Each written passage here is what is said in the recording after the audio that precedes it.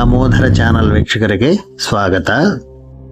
ಓಂ ಆದಿತ್ಯಾಯ ಸೋಮಾಯ ಮಂಗಳಾಯ ಬುಧಾಯ ಚ ಗುರು ಶುಕ್ರ ಶನಿಭ್ಯಶ್ಚ ರಾಹುವೇ ಕೇತುವೇ ನಮಃ.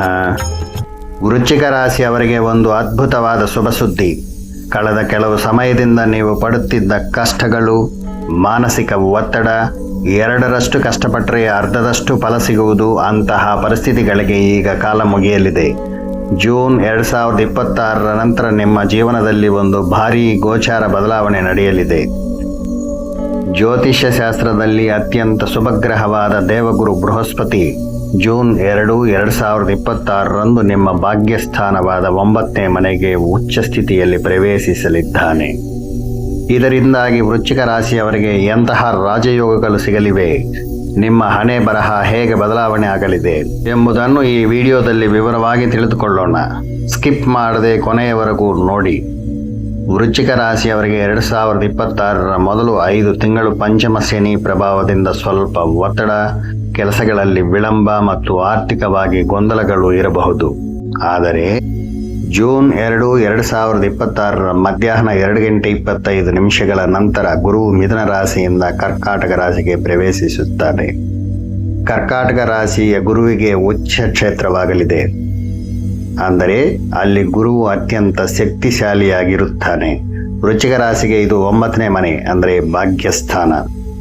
ಜಾತಕದಲ್ಲಿ 9ನೇ ಮನೆ ಅದೃಷ್ಟ, ತಂದೆಯ ಬೆಂಬಲ, ಉನ್ನತ ಶಿಕ್ಷಣ ಮತ್ತು ಪೂರ್ವ ಪುಣ್ಯವನ್ನು ಸೂಚಿಸುತ್ತದೆ. ಗುರು ಇಲ್ಲಿಗೆ ಬರುವುದರಿಂದ ನಿಮ್ಮ ಭಾಗ್ಯೋದಯ ಆರಂಭವಾಗುತ್ತದೆ. ಉದ್ಯೋಗ, ವ್ಯಾಪಾರ ರಂಗಗಳ ಬಗ್ಗೆ ಮಾತನಾಡುವುದಾದರೆ ಜೂನ್ 2026 ನಂತರ ವೃಶ್ಚಿಕ ರಾಶಿಯವರ ಕೆರಿಯರ್ನಲ್ಲಿ ಊಹಿಸಲಾಗದ ಬೆಳವಣಿಗೆ ಇರಲಿದೆ. ಉದ್ಯೋಗಿಗಳಿಗೆ ಹಿಂದೆ ನಿಂತು ಹೋಗಿದ್ದ ಪ್ರಮೋಷನ್ಗಳು, ಸಂಬಳದ ಹೆಚ್ಚಳ ಈ ಕಾಲದಲ್ಲಿ ಸುಲಭವಾಗಿ ಸಿಗಲಿದೆ. ಆಫೀಸ್ನಲ್ಲಿ ಮೇಲಧಿಕಾರಿಗಳ ಬೆಂಬಲ ಸಿಗಲಿದೆ. ವಿದೇಶಕ್ಕೆ ಹೋಗಿ ಉದ್ಯೋಗ ಮಾಡಬೇಕೆಂಬ ಬಯಕೆ ಇರುವವರ ಕನಸು ನನಸಾಗಲಿದೆ. ವ್ಯಾಪಾರಿಗಳಿಗೆ ಹೊಸ ಹೂಡಿಕೆಗಳನ್ನು ಮಾಡಲು, ವ್ಯಾಪಾರವನ್ನು ವಿಸ್ತರಿಸಲು ಇದು ಅತ್ಯುತ್ತಮ ಸಮಯ. ವಿಶೇಷವಾಗಿ ಡಿಜಿಟಲ್ ಮೀಡಿಯಾ ಮತ್ತು ಶಿಕ್ಷಣ ಸಂಸ್ಥೆಗಳಿಗೆ ಸಂಬಂಧಿಸಿದ ವ್ಯಾಪಾರ ಮಾಡುವವರಿಗೆ ಲಾಭದ ಮಳೆ ಸುರಿಯಲಿದೆ. ಹಣದ ವಿಷಯದಲ್ಲಿ ವೃಶ್ಚಿಕ ರಾಶಿಯವರಿಗೆ ಜೂನ್ ನಂತರ ಒಂದು ಗಟ್ಟಿಯಾದ ಸ್ಥಿರತೆ ಬರಲಿದೆ. ಗುರು ನಿಮ್ಮ ಧನಸ್ಥಾನಾಧಿಪತಿ 2ನೇ ಮನೆಗೆ ಅಧಿಪತಿ ಆಗಿರುವುದರಿಂದ ಮತ್ತು ಆತ ಭಾಗ್ಯಸ್ಥಾನದಲ್ಲಿ ಉಚ್ಚ ಸ್ಥಿತಿಯಲ್ಲಿ ಇರುವುದರಿಂದ ಬ್ಯಾಂಕ್ ಬ್ಯಾಲೆನ್ಸ್ ಹೆಚ್ಚಾಗಲಿದೆ. ಹಿಂದೆ ಸಿಲುಕಿಸಿಕೊಂಡಿದ್ದ ಹಣ ಅಥವಾ ಬರಬೇಕಾಗಿದ್ದ ಬಾಕಿ ಹಣ ಮರಳಿ ಕೈ ಸೇರಲಿದೆ. ದೀರ್ಘಾವಧಿ ಹೂಡಿಕೆಗಳು ಅಂದರೆ ಲಾಂಗ್ ಟರ್ಮ್ ಇನ್ವೆಸ್ಟ್ಮೆಂಟ್ಸ್ ಮತ್ತು ರಿಯಲ್ ಎಸ್ಟೇಟ್ ಮೂಲಕ ಉತ್ತಮ ಲಾಭಗಳು ಬರಲಿವೆ. ಅನಗತ್ಯ ಖರ್ಚುಗಳು ಕಡಿಮೆಯಾಗಿ ಉಳಿತಾಯ ಮಾಡುವುದು ರೂಢಿಯಾಗಲಿದೆ ನಿಮಗೆ.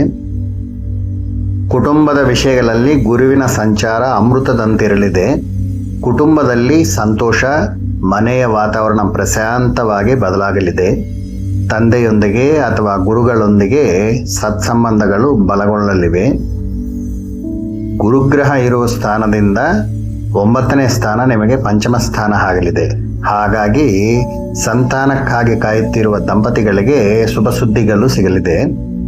ಮಕ್ಕಳ ವಿದ್ಯಾಭ್ಯಾಸ ಪ್ರಗತಿ ಕಂಡು ಬರಲಿದೆ.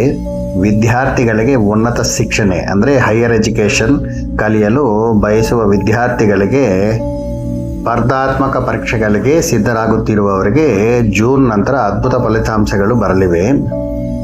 ವೃಶ್ಚಿಕ ರಾಶಿಯವರು ಸಾಮಾನ್ಯವಾಗಿ ಪ್ರತಿಯೊಂದು ಸಣ್ಣ ವಿಷಯಕ್ಕೂ ಅತಿಯಾಗಿ ಯೋಚಿಸಿ ತೀವ್ರ ಆತಂಕಕ್ಕೆ ಒಳಗಾಗುತ್ತಾರೆ.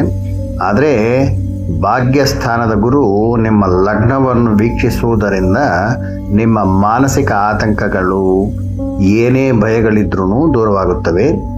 ಮನಸ್ಸು ಪ್ರಶಾಂತವಾಗಿ ಆಧ್ಯಾತ್ಮಿಕತೆಯ ಕಡೆಗೆ ತಿರುಗುತ್ತದೆ. ಪುಣ್ಯಕ್ಷೇತ್ರಗಳ ದರ್ಶನ ಪಡೆಯಲಿದ್ದೀರಿ.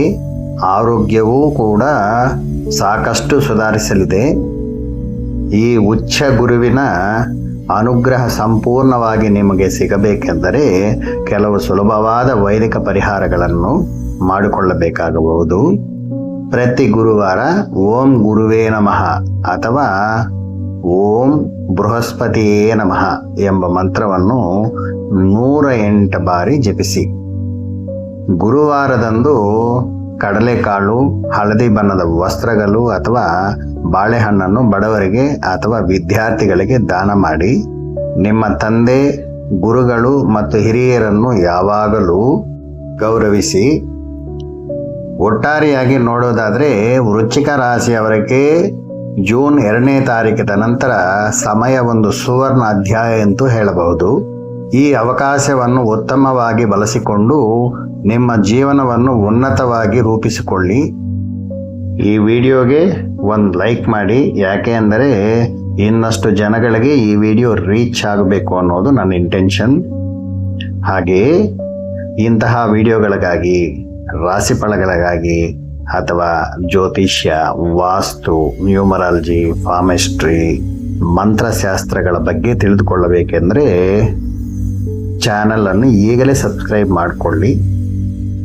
ಏನೇ ಸಂದೇಹವಿದ್ರೂ ಕಾಮೆಂಟ್ ಬಾಕ್ಸಲ್ಲಿ ಕೇಳಿ, ಖಂಡಿತ ನಾನು ರಿಪ್ಲೈ ಮಾಡ್ತೀನಿ. ಜೈ ಶ್ರೀರಾಮ್. ಧನ್ಯವಾದಗಳು. ನಮಸ್ಕಾರ.